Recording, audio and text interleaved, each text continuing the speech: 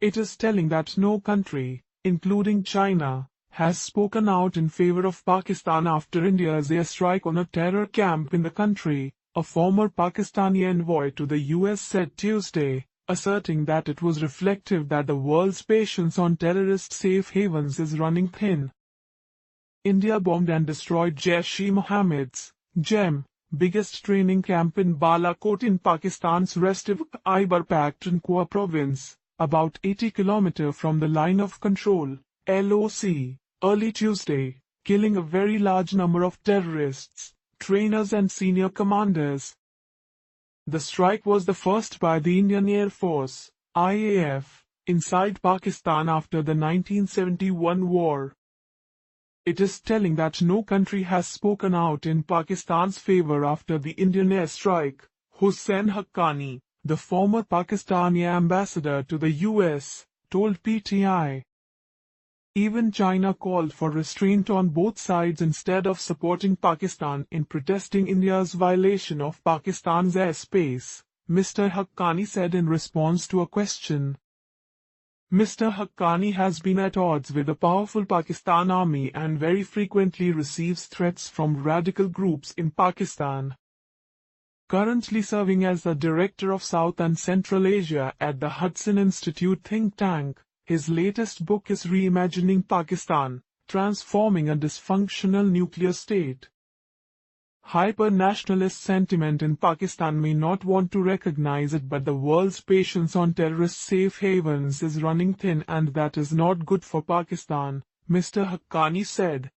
Another Pakistani scholar Moeed Yusuf, often considered to be close to the establishment, agreed that the global opinion was not with Pakistan.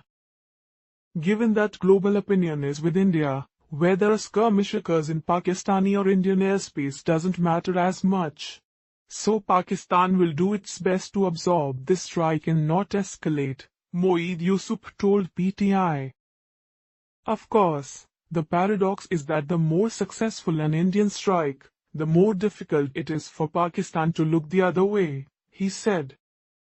Currently, Associate Vice President of the Asia Center at the U.S. Institute of Peace, a scholar with the U.S. Institute of Peace, his latest book Brokering Peace in Nuclear Environments talks about relationship between the two South Asian nuclear neighbors in the event of terrorist activities from across the border. Bottom line, we are headed for a serious crisis if Pakistan feels compelled to respond or if India tries a repeat. And this will be a disaster because India and Pakistan know how to enter a crisis. They have never de-escalated without relying on third parties like the US, he said. Yusuf sought the US lead in reducing the tension. If I were Washington, I'd be in overdrive making phone calls and signaling that it wants tensions to be de-escalated now. The risks of letting this play out are too great, he said.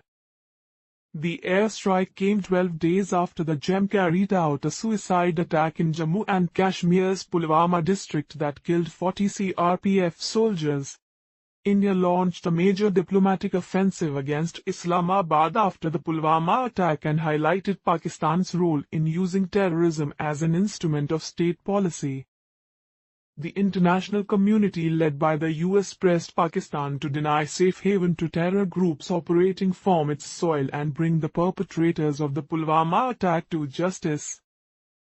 India has asked Pakistan to take immediate and verifiable action against terrorists and terror groups operating from territories under its control.